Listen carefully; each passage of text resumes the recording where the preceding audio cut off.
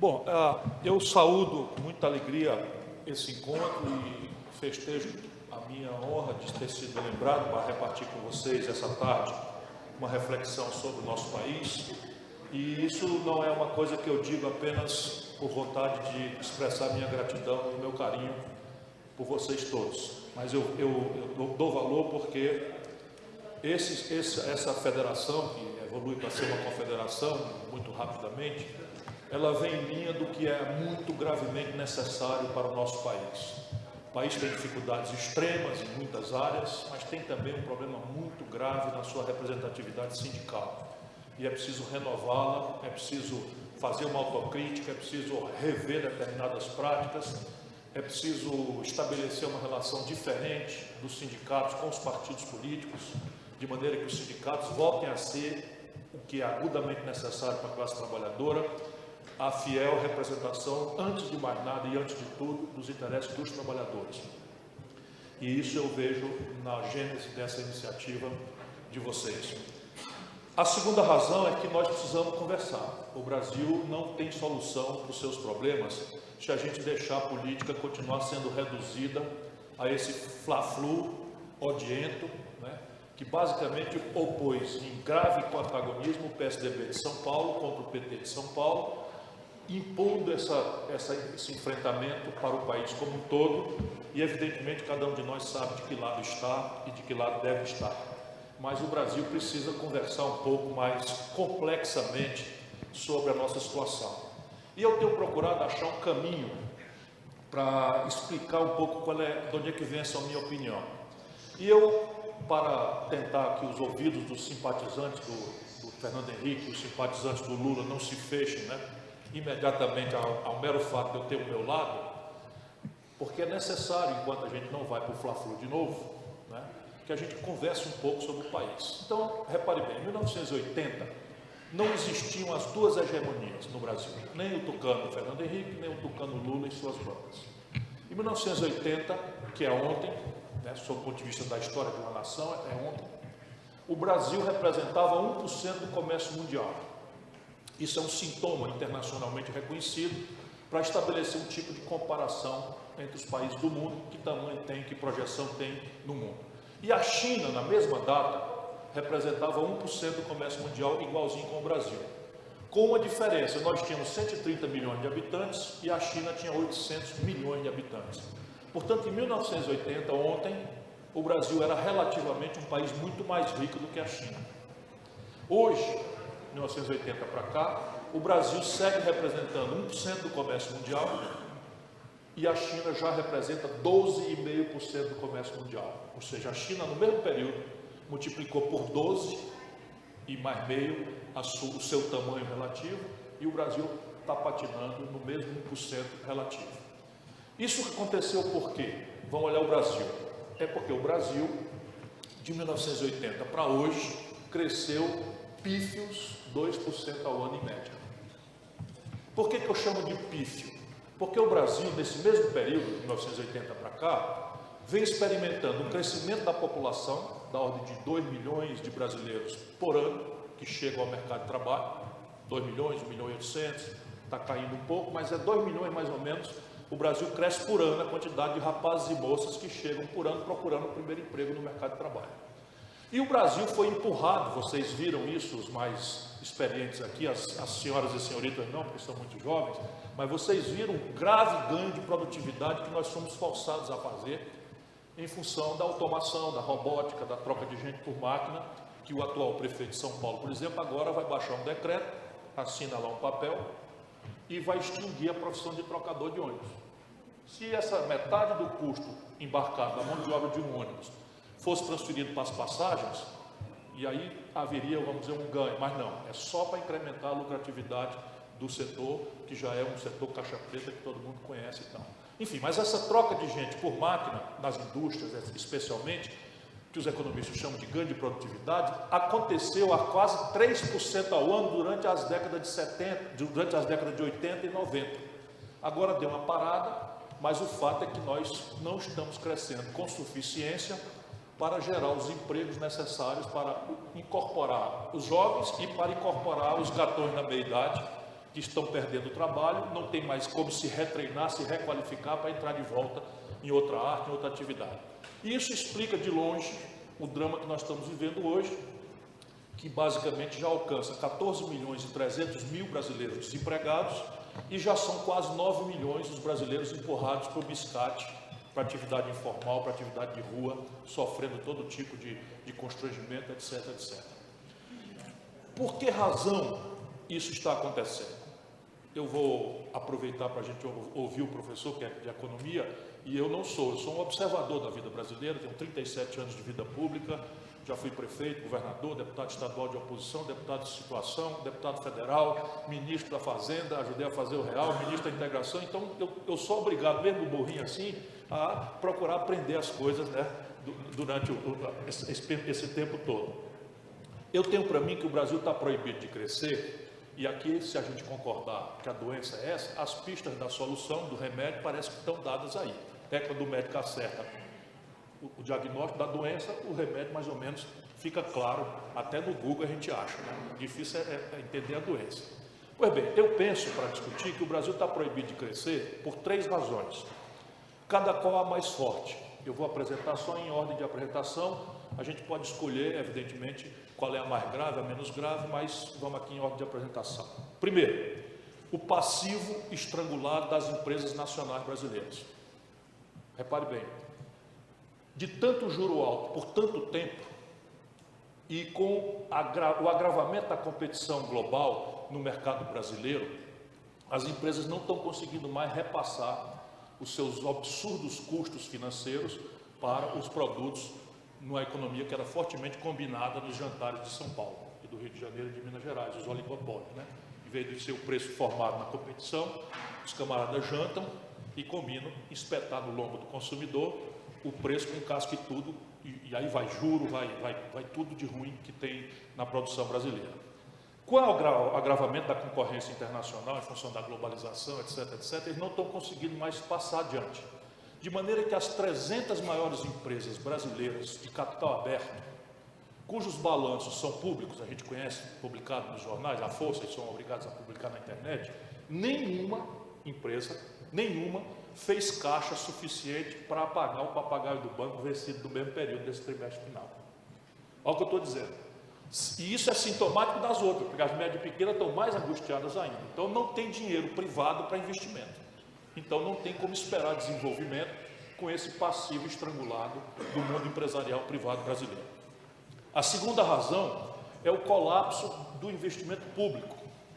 E aí você tem os números também que são absolutamente chocantes.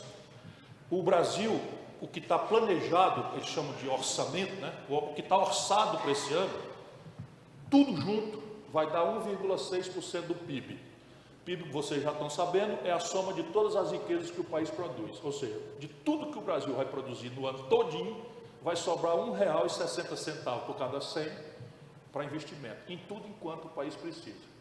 0,4 vem da União, que eu desconfio que não vai investir, não vai cumprir o que está planejado, e isto é o menor volume de investimento desde que Pedro Álvares Cabral chegou no Brasil. Desde que Pedro Álvares Cabral chegou no Brasil, o menor volume de investimento da União é esse, 0,4% do PIB. Ou seja, 40 centavos por cada real que o país produzir, por cada 100 reais, né, por cada 100 reais, 40 centavos é o que a União Federal vai investir. Vocês estão tendo notícia da quebradeira do Rio de Janeiro, de Minas Gerais, do Rio Grande do Sul e mais 17 estados brasileiros, Quebradinho da Silva. Ou seja, com a despesa maior do que a receita. Resultado, o que vai restar de todos os estados e municípios juntos, planejando, que não necessariamente vai acontecer para esse ano, dá R$ 1,20 para cada 100 reais de riqueza que o Brasil vai produzir. 1,2, R$ 1,20 com 40 centavos, dá R$ 1,60 por cada 100 reais. Não dá para fazer serviço nenhum sério com este nível precário de investimento. E terceiro, é uma questão um pouco mais complicada, mas que nós precisamos ajudar o nosso povo a entender, porque é aqui que a andorinha dorme. Quando a gente quiser resolver a parada, o que vai ter mais grave dificuldade para resolver, porque é uma questão ideológica e tem a ver com o poder internacional, é o desequilíbrio nas contas do Brasil com o estrangeiro. Termina o ano, o nosso país tem um bocado de conta para pagar para os estrangeiros, e a única moeda que circula no mundo, fora das moedas nacionais, vocês já sabem, é o dólar. Então, termina o ano, acaba, puxa a conta, e vamos lá. O que é que nós estamos devendo para os estrangeiros? Dá 100 bilhões de dólares de desequilíbrio em várias contas, e mais 124 bilhões de dólares quando o país cresceu 2% no último ano do primeiro governo da Dilma, 2013. Foi a última vez que nós crescemos, a média do Brasil foi 2%. Né? Com a Dilma, que já não é suficiente, e nós crescemos 2%, se apresentou um buraco na conta do Brasil de manufaturados de 124 bilhões de dólares. Aí eu vou pedir um pouquinho da paciência de vocês para explicar isso, porque aqui está a chave de uma virada na consciência do povo brasileiro em relação ao nosso futuro. Veja bem, nós somos induzidos a achar que ser feliz hoje em dia não é mais o que era no passado.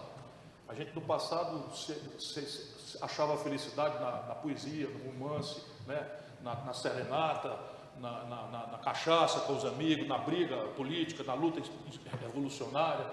Hoje em dia nós estamos empurrados, a humanidade toda, para achar que ser feliz é quanto de uma expectativa de consumo maravilhosamente informada pela internet, pela televisão, pelos cartazes, pelos outdoors, tudo enquanto é onde a gente anda, compre, compre, compre, é bom, é bonito, é barato, leve, se não for você não presta, você não vale nada e tal. Resultado, nós hoje estamos lutando por um modo de consumo, e esse modo de consumo não é produzido por nós. Daí vem a conta com o estrangeiro, que está muito grande o buraco e está aumentando. Então, repare, estou falando no microfone aqui, com as caixas de som aqui, com as lâmpadas aqui, as máquinas, o celular, a fibra do meu paletó, que eu dobro ele e jogo dentro da caixa do avião, ele não amassa, eu boto ele aqui, não amassa, e aí os óculos dela, e por onde você olhar, a cadeira que vocês estão sentados em cima, as fibras que estão aí e tal, tudo importado. Tudo importado. E aí o Brasil, quando cresce, gera um desequilíbrio. De maneira que quando nós crescemos 2%, que foi a última vez que nós crescemos, lá no ano 2013, o Brasil, entre o que o Brasil industrializa aqui e o que o Brasil compra industrializado de fora, apresentou-se um buraco de 124 bilhões de dólares. Aí quando a gente não tem projeto nacional, como nós abrimos mão de ter faz um tempo já, e desde 1980, portanto, nem estou culpando um, nem estou culpando o outro, mas estou botando a culpa para todos. Porque nós estamos da mão para a boca todo dia, é crise para cá, é fogo para colar, incêndio para lá, corre ali, tapa um buraco, puxa ali um puxadinho, faz um remendo acolá. Mas se nós olharmos dessa distância, nós vamos ver que nós temos um problema de projeto, de modelo de país, e agora não dá mais para a gente adiar o enfrentamento disso. O Brasil tem outros buracos com o estrangeiro. Nós abrimos mão de uma estrutura de seguros e resseguros nacional, estamos internacionalizando o setor de seguros. Lá se vai 10 bilhões de dólares de buraco. O Brasil abriu mão de ter uma marinha mercante. Então, todo o minério de ferro que a gente exporta, todo barril de petróleo que a gente exporta, a soja, o milho, tudo é grandes volumes, de baixo valor agregado, tudo afretado com companhias estrangeiras. Lá se vai mais 15 bilhões de dólares só de frete de buraco na conta. O Brasil não desenvolve corretamente uma política nacional de ciência e tecnologia. E aí nós estamos pagando mais de 10 bilhões de dólares alugando a inteligência dos outros. 80% dos remédios que a gente toma, que dá para os nossos filhos, são importados do estrangeiro. Pode até ser esmagada a pílula aqui, mas o pozinho, o líquido, vem tudo de fora. E assim vai indo. Né? Então o Brasil abriu mão, tem uma lei completamente fácil de ser fraudada de remessa de lucros para o estrangeiro. Lá se vai outros 12 bilhões de dólares de buraco. E aí você vai contando, é bilhão demais. É bilhão demais. Então, dá mais ou menos 2 centenas de bilhão de dólares o buraco na conta, nas transações correntes do país lá fora. Como é que a gente vinha mascarando isso? Com as nossas exportações de commodities, que é o que a gente chama os produtos de baixo valor agregado, não industrializado. Minério de ferro, que a gente raspa o chão, faz ali a lixiviação ou a magnetização, junta o bicho, bota numa navio e manda para a China. Nós estávamos vendendo uma peste dessa, uma tonelada, por 170 dólares, uma tonelada, quando o Lula bombou. Quando a Dilma caiu, nós estávamos vendendo por 38. Quando o Lula bombou, nós estávamos vendendo um barril de petróleo por 110 dólares. Quando a Dilma caiu, nós estávamos vendendo um barril de petróleo por 30 dólares. Por quê? Porque a China, quando estava bombando, comprava muito e os preços subiram. Quando deu-se a crise de 2008, a China foi sentindo, porque os americanos encolheram, a Europa encolheu e a China é a maior vendedora para eles.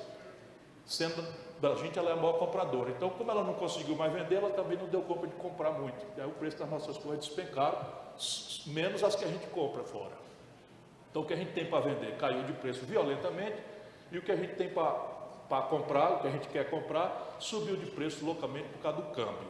Agora, deixa eu pedir a vocês que me ajudem, ajudem os brasileiros a entender isso. A taxa de câmbio, ou seja, a proporção do valor do dólar com o real, devia ser a lição mais popular que o povo tinha na cabeça. Só que, como é aqui que a negada mete a mão mesmo, é aqui que a elite brasileira sangra essa nação mesmo, ninguém explica para o povo essa história. Então a gente vê assim, o dólar hoje bateu em R$ 3,27, não sei o que e tal, é a hora que a gente se levanta para tomar uma águazinha, porque não tem nada a ver com isso, eu não compro dólar, é aí que está o desastre para nós. É de fato, nós não compramos dólar. Mas o dólar, a gente aprendeu isso lá no real, que eu ajudei a fazer. O dólar é um preço relativo que mexe com todos os outros preços da economia. E eu explico.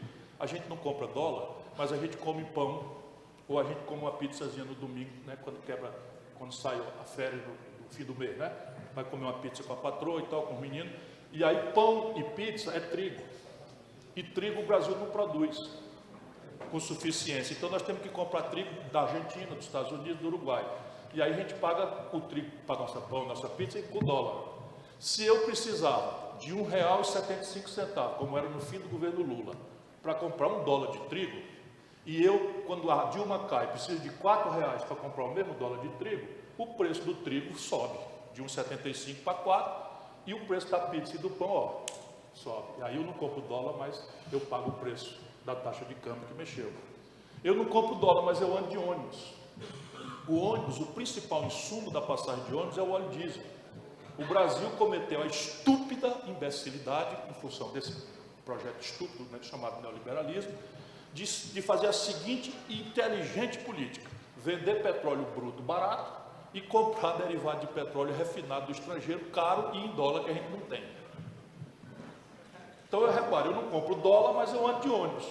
Eu precisava de R$ 1,75 para comprar $1 de óleo diesel, quando o Lula entregou para a Dilma. Quando a Dilma caiu, nós estávamos precisando de R$ 4,00 para comprar o mesmo dólar de diesel. Resultado, o preço da passagem de ônibus subia, a negada foi para a rua protestar, é 0,20, não dá, não sei o que e tal, mas não disseram para a meninada, nem para nós outros, porque era um problema do câmbio. A gente não compra dólar, mas toma remédio, à força. O menino tem um vermezinho, tem que dar um vermífugo, tem 80% dos remédios vêm de fora. Eu precisava de R$ 1,75 para comprar $1 de Tilenol. Eu agora, com a Dilma caiu, eu preciso de R$ 4,00 para comprar o mesmo dólar de Tilenol. O preço do Tilenol, ó, arrebentou nas costas do povo.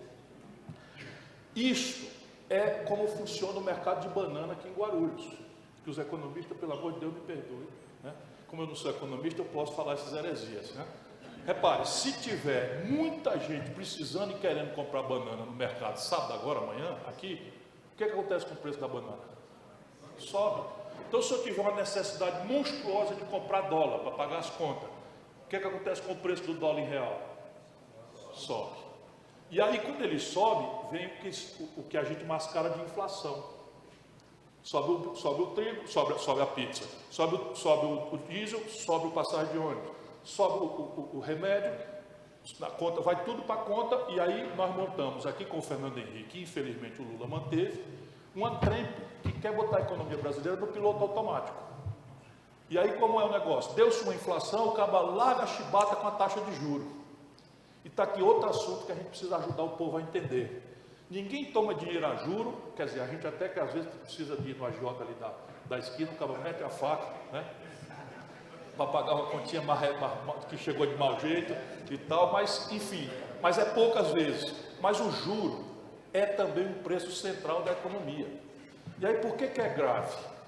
É grave porque se o governo paga por um papel um valor maior do que o lucro médio dos negócios, a economia para. É fácil de entender. Se eu tiver dinheiro, por que eu vou botar numa roça, acordar cedo, pegar sol, confusão e fiscal, e não sei o quê, e não ter preço para vender minha mercadoria, se eu pegar no mesmo dinheiro, no mole, botando no papel do governo, eu ganho mais. Ou pelo inverso, que é a realidade maior do país. Como é que eu posso tomar dinheiro emprestado num banco, para botar num comércio, numa indústria, que vai me dar um retorno, um lucro menor do que eu tenho que pagar a prestação para o banco? Então a economia brasileira está parada por causa desse preço relativo, e o juro alto no Brasil, que é vendido como se fosse para combater a inflação, na verdade é um mecanismo de transferência de renda de quem trabalha e produz para as 10 mil famílias de barões que dominam a vida nacional. São donos da mídia, são donos dos partidos políticos, por regra, financiam as campanhas e etc, etc. E o empresariado, ele sabe que a coisa está errada quando ele produz, ele sabe, não duvide disso. E aí nós vamos entender essa agenda perversa do Michel Temer. Com licença, dá uma palavra. Bora, Temer! E leva com a quadrilha junto. Então, repare, eles sentem que tem uma coisa errada. É a maior quantidade de falência, que hoje em dia se chama de recuperação judicial da história. É a maior quantidade de crédito de recuperação duvidosa provisionado nos bancos da história. Então, eles estão vendo que o negócio está errado. Mas como é o problema? A empresa vai mal, mas o empresário brasileiro, normalmente a empresa indo mal que seja, ele tira uma grana para ele e bota no juro. Então o que é que ele fica? Ele sabe que a empresa vai mal por conta dessas coisas todas, mas ele não quer perder o ganho do juro. Aí ele começa a forçar a política a estressar os outros custos.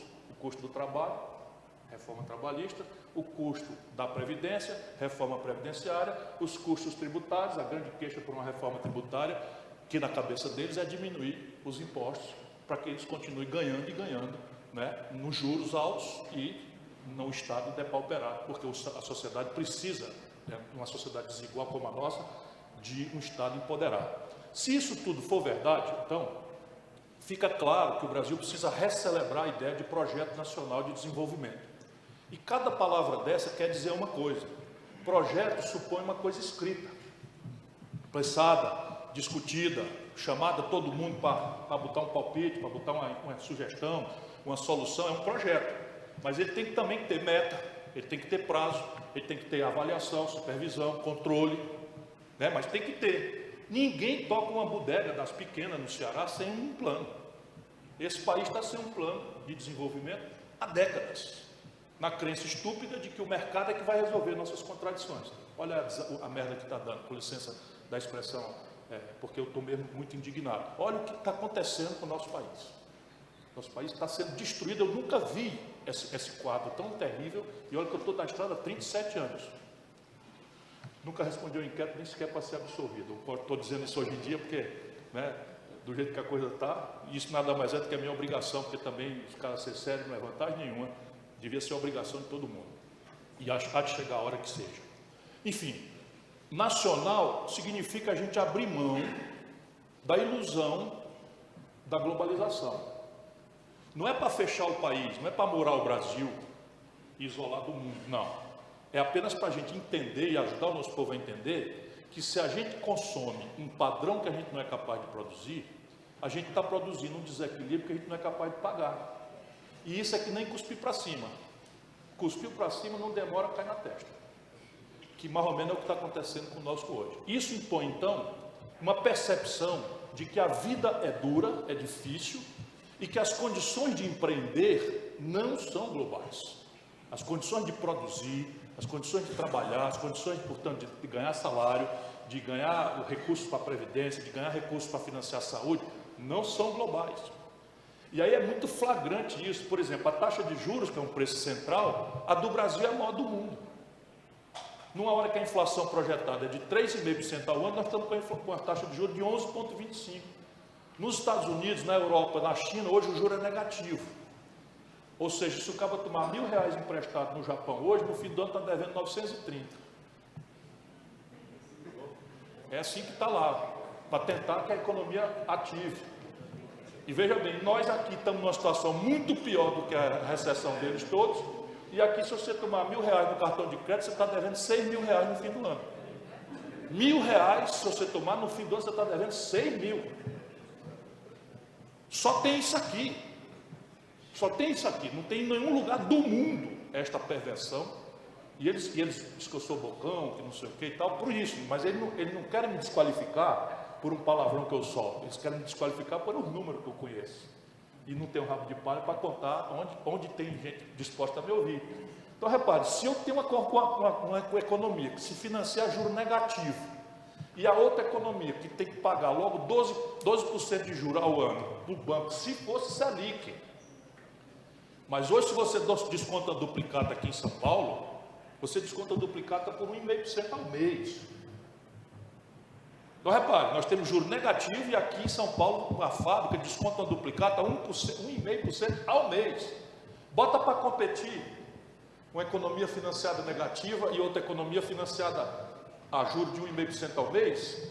Se todas as outras condições de competir forem iguais, só essa já faz a diferença mortal. Depois você tem que a tecnologia está embarcada em tudo que a gente deseja consumir. Está ali o projetor, está ali o telão, né? Ali o camarada se levantou com a máquina fotográfica, né? E tal.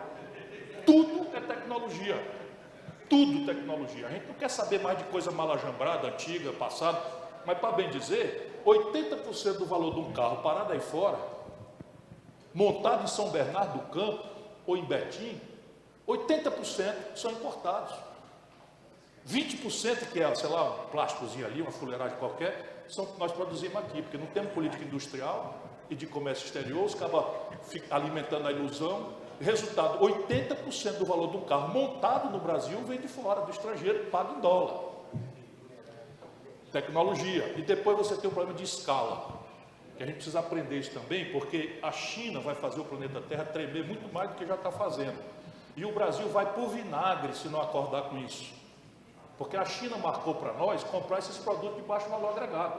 A China não quer colaborar com o Brasil para o Brasil ser uma potência industrial. Nós temos que arrancar isso meio na marra. Eles podem ser bons parceiros? Podem. Mas se deixar do jeito que está, eles querem que a gente seja um lugar de produzir comida e minério barato para eles. E mais nada, que a roça deles e os buracos da mina de ferro é o que eles estão planejando para nós no Brasil. E até topa investir numa ferrovia, desde que seja para levar comida e o minério para eles. Então nós temos que fazer uma política e o projeto tem que ser nacional. Volto a dizer, não é para isolar o Brasil do mundo, mas é para dizer qual é a parte desse latifúndio imenso aí de importados que nós vamos agora querer produzir no Brasil. Onde é que nós vamos produzir o dólar necessário para a gente pagar a conta e dar uma sobrazinha para a gente enriquecer o nosso povo? Tirar o nosso povo da miséria, da desigualdade, da violência, da doença, de todas as sequelas que vocês conhecem muito bem na dor de cada um liderar uma família. E por fim, o Brasil tem que tomar a decisão de desenvolver-se. Aí alguém pode pensar, sim, mas isso não está decidido não? Eu digo a vocês, não está decidido não. Porque a trempe que montaram do governo Fernando Henrique faz com que o desenvolvimento, portanto, emprego, salário e tudo mais, seja um subproduto, seja um efeito colateral bom, se possível, de uma trempe que é política de meta de inflação, política de superávit primário e política de câmbio flutuante. Essas três ferramentas venderam para nós como se fosse ciência da boa. Mas aí, veja bem, falta dólar, como eu já expliquei, o preço do dólar em real sobe, isso vira aumento da pizza, do pão, da passagem, apresenta-se uma miragem de inflação, os cabas metem a chibata com a taxa de juros do maior do mundo, que quebra o governo, porque quem paga esse juro é o governo, no limite, não tem como fazer reforma tributária, não tem como investir, não tem como crescer. Ou a gente desmonta essa trempe aí, ou não tem desenvolvimento. E aí o Brasil tem que decidir se desenvolver, e os caminhos há no Brasil. Isso me anima, ainda estou animado de estar agarrado nesse serviço. De vez em quando eu enjoo assim, mas eu estava com a vida que pedir a Deus quando aconteceu o golpe. Eu estava trabalhando na CSN, com um salário de executivo, que eu tenho até vergonha de dizer o valor do salário. Não olha para mim assim não. Eu tenho até vergonha, meu deputado, de dizer o salário, porque é um salário, sabe, que eu sempre achei que merecia e nunca ninguém me pagou, né? Aí veio o impeachment, eu saí para a rua, fui para a guerra, pedi demissão, eu me odeio, né? Mas estou fazendo o que é a minha vocação mesmo. Mas é necessário que a gente ponha isso em discussão, porque, como eu disse, há saídas. Se o diagnóstico, se a doença que eu descrevi para vocês for essa mesmo, nós temos que tomar um conjunto de providências para consolidar o passivo estrangulado das empresas, certo? Aqui não é dar dinheiro público, comigo pelo menos não é, mas eu estou propondo que a gente pegue 50 bilhões de dólares, que nós temos hoje uma espécie de caderneta de poupança, de 380 bilhões de dólares guardado no estrangeiro. Nós estamos com esse dinheiro lá ouvindo a conversa. Você não pode usar ele para fazer hospital, não pode usar, porque esse dólar, já o real correspondente, ele já está rodando aqui dentro. Deixa eu explicar para vocês. Quando o Brasil centraliza o câmbio, quando alguém vem trazer um dólar qualquer para cá, vamos dizer, a China vai pagar o minério de ferro, ela bota o dólar no Banco Central, e o Banco Central entrega para a CSN o real correspondente. Aí o Banco Central pega o real, entrega para a CSN, e pega o dólar e guarda nas reservas lá fora. Então a gente não pode gastar esse dólar para fazer hospital, ponte, porque o real já está aqui dentro. Se a gente gastar, um vira dois, isso é inflação. Não quero ser complicado não, mas o doutor aqui explica melhor do que eu, né? Mas você pode fazer um fundo soberano e emprestar, fazendo o subsídio no empréstimo. Dado que o juro lá fora está negativo, ou seja, a nossa carteira de poupança está rendendo menos do que o nominal. A gente podia oferecer para o empresariado brasileiro uma linha de crédito com 3 anos de carência, 10 anos para pagar e juro de 3% ao ano, que a gente ia ganhar muito dinheiro ainda, só que o empresário ia trocar o juro brasileiro e o prazo do Itaú com a faca no pescoço dele por um fundo soberano garantido por ações das empresas, por ativos reais, etc. Enfim, está tudo desenhadinho. Se for verdade, como eu acredito que seja, que haja esse problema de... E esse aí, o cara chama o empresariado e diz, ó, meu irmão, você tem direito a entrar nessa linha de crédito aqui, mas você vai ter que trazer aqui um projetinho de investimento. Vai me dizer onde é, quando é, quantos empregos vai gerar, e eu vou botar um cabo fiscalizando, né, para acompanhar, e vou liberando dinheiro conforme você vai cumprindo as suas tarefas aí. Se for verdade que nós temos o colapso na receita pública, nós precisamos fazer uma reforma fiscal. Por isso que a gente não pode negar as manchetes, entendeu? Quer dizer, vamos discutir a reforma da Previdência. Essa que está aí não reforma coisa nenhuma. Porque eles simplesmente vão em cima do mais pobre, do mais fraco, e deixam o verdadeiro problema da Previdência intocado, não resolve nada. É um sangue na rua, que agora virou literal sangue, e não resolve por quê? Porque nós estamos envelhecendo, como média. Quando esse sistema de repartição foi montado, nós tínhamos 6 trabalhadores ocupados para financiar um aposentado que durava até 60 anos. Como as coisas de qualquer forma estão melhorando, né? Comida, saúde, essas coisas, mal e porcamente tem melhorado, hoje nós temos 1,5 trabalhador ocupado, na média, para financiar um aposentado com expectativa de vida que já chega a 73 anos. Então temos um problema. É evidente que o problema não é este que eles estão dizendo. É mentira que tem um déficit. Você quer que eu pare que hora? Diga aí. Falta 10 minutinhos, aí é o tempo do mundo todo. Eu já estou na solucionática aqui, né? Então, ele dizia o da maravilha que para cada problemática tem uma solucionática. Né? Só que a palavra problemática existe, o solucionática ele que inventou. E eu estou aproveitando aqui também a solucionática do Dada Maravilha. Então, repare, nós precisamos discutir a Previdência, porque, veja bem, 2% dos beneficiários levam mais de 1/3 de todos os benefícios. O que é que o senhor Michel Temer mexeu com isso? 0. Por quê? Porque são os doutor juiz, os doutor procurador, os doutor promotor, os doutor general, os doutor político. Só eu, Ciro Gomes, tinha direito a 3 aposentadorias, que dava junto às 3, R$82 mil para mim, por mês. Evidentemente que eu nunca aceitei, porque eu fui governador, prefeito e deputado estadual. Eu estou só contando essa história agora para ter moral, para esculhambar essa turma que tem aí. E é assim que é. O Michel Temer tem 3. Com 55 anos ele já tinha 3 aposentadorias. Esse Gedel está aposentado desde os 49.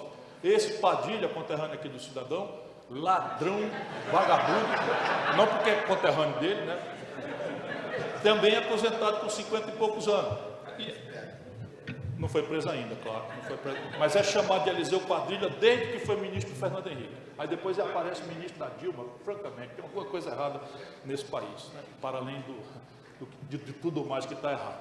Então você não pode deixar de discutir a Previdência. Mas hoje, se você pegar tudo que foi criado por lei para financiar a Previdência, paga e ainda sobra. Então não tem déficit. É mentira.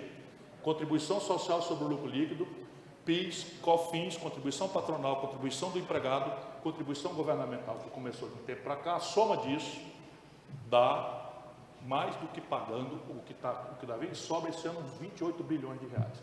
Por que eles têm a coragem de dizer que tem déficit? Porque na calada da noite, aproveitando que a gente não se informa, que a Globo não bota em horário nobre, não noveliza para a gente o povo aprender, por isso que a liderança tem uma importância grave, que é para trazer o povo para discutir esses assuntos, é porque eles criaram, já com Michel Temer, mal alterou 30 dias de golpe, criaram uma DRU, desvinculação de receita da União, que tira 30% de todo o dinheiro da Previdência e joga no saco sem fundo do dinheiro para o banco. Olha de novo onde é que o dinheiro vai parar. O país é sangrado, tá certo? Então, discutir isso é fundamental, sim. Porém, o país precisa construir um caminho de uma plataforma fiscal sadia para recuperar a capacidade de investir. E aí é uma guerra, porque é interesse econômico. Se você pegar a carga tributária nominal que o empresariado vive chiando, a carga tributária nominal sobre a classe trabalhadora, sobre a classe média, é de 38% do PIB. Porque você morre como quando compra as coisas e o imposto indireto está embutido no preço das coisas, você nem sabe. Quem ganha um saláriozinho um pouquinho melhor já morre na fonte no imposto de renda com a alíquota regressiva e tal. Enquanto isso, a turma de cima, se você botar a carga tributária que pesa sobre eles, os mais ricos, e descontar o juro que eles recebem, não passa de 14% a carga tributária para o rico. Supondo que o juro é para eles, porque é mesmo, né? Então, se o governo paga de juro para eles 9% do PIB e eles têm uma carga tributária de 24%, dá 14, 15% de carga tributária, enquanto o pobre paga 37%. Aqui está a lógica, fácil de falar, mas é uma guerra política. Por exemplo, o imposto sobre heranças no Ceará, porque nós temos coesão política, é 8%. Aqui em São Paulo é 4%. No Rio de Janeiro é 4%. Como é que pode Minas Gerais quebrado cobrar 4% no imposto de herança dos ricos? E o Ceará, que é um estado pobre, cobra 8%. Que é pouco, devia ser 30%. Porque nos Estados Unidos é 30%, 40%. Mas nos Estados Unidos, o povo é tão bom que cada um bilionário tem uma fundação, doa bilhões de dólares. Experimenta. Botar 40% de imposto sobre heranças e doações, ver se o cabo não vira o maior doador do mundo. Para fugir do fisco, ele vira o maior doador, gentileza com o chapéu dos outros, que é uma beleza, né? Então, isso aí, o Brasil não cobra tributo sobre lucros e dividendos. Nós e a Letônia, só 2 países da OCDE não cobramos imposto sobre lucros e dividendos. E você claramente tem aqui um lugar para tributar.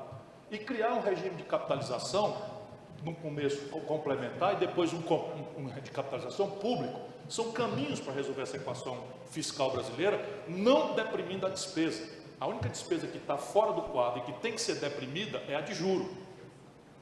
Só para vocês terem uma ideia, esse ano nós vamos gastar 670 bilhões de reais de juro e rolagem de principal. 670 bilhões, nós vamos já inteirar 1 trilhão. Vamos começar a ouvir falar em trilhão de reais. E por fim, a questão do desequilíbrio externo tem que entrar numa dinâmica de substituição de importações. E aí eu fui estudar onde é que vem os maiores blocos e onde é que o dinheiro já está indo, já está sendo gasto. Então você tem aqui, tem gente importante ligada ao setor aqui, você tem petróleo e gás.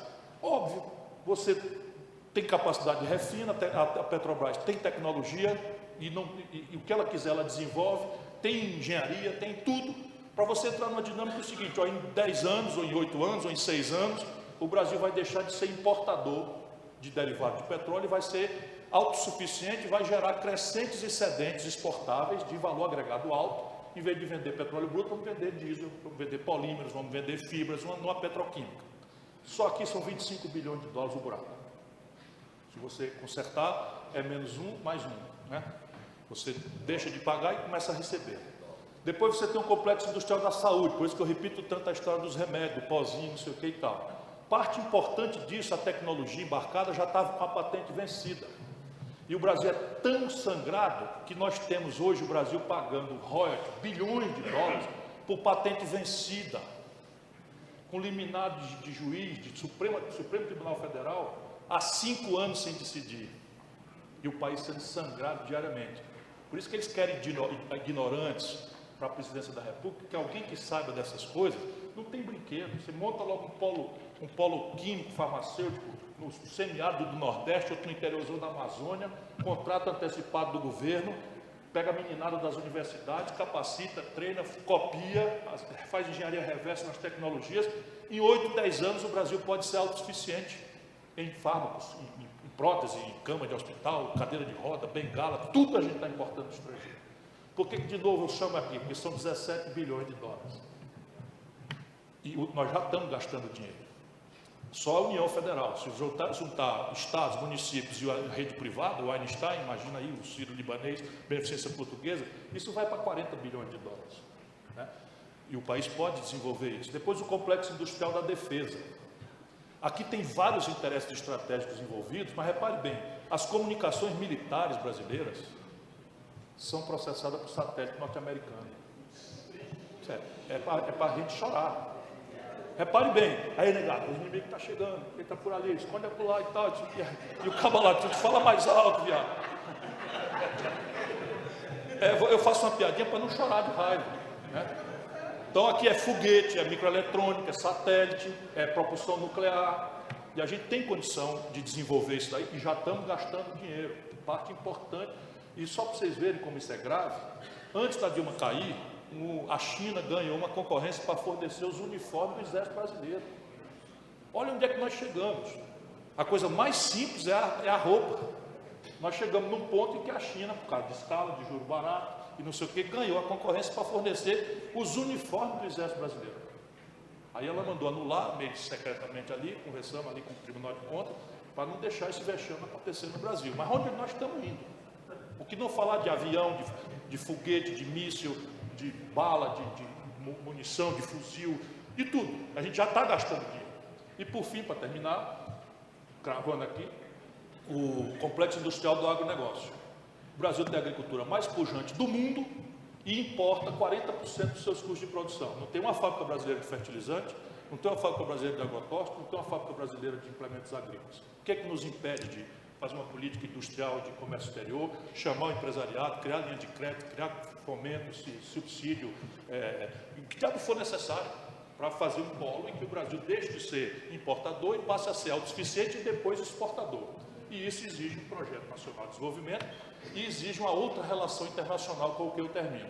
E uma das razões do golpe que derrubou a Dilma é que o Brasil estava se esforçando, sem brigar com ninguém, mas se esforçando para sair do quintal dos Estados Unidos e ser o protagonista de um novo movimento internacional chamado BRICS, que reúne o Brasil, a Índia, a China, a Rússia e a África do Sul.